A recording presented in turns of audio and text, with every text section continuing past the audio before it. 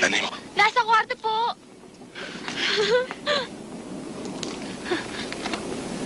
Si Lito? Itay! Itay! Lito? Sweetheart!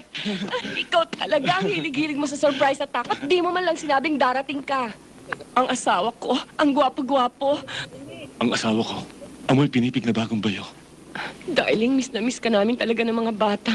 Buti umuwi ka na.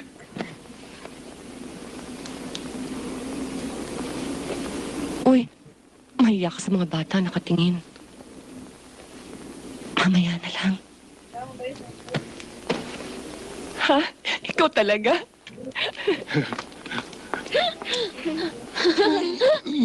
Buso ko.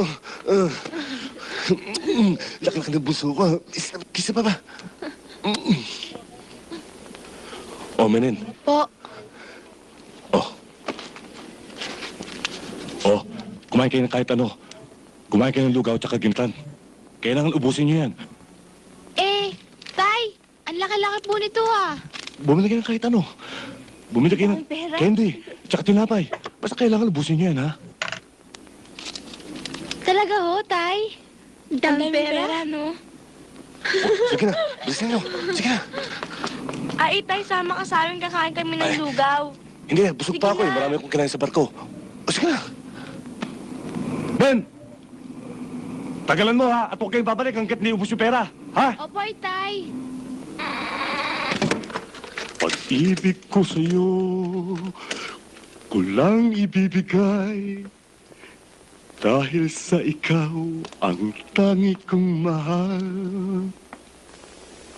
Ayos. Kain lang kayo ah. Ikaw, dali, kain ka na.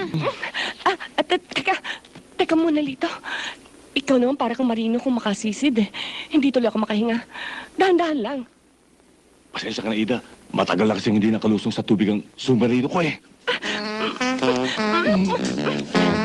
Lito! Sarap. Talagang masarap ang lugaw. Oo, uminom ka muna. Baka mahilinan ka, dahan-dahan lang.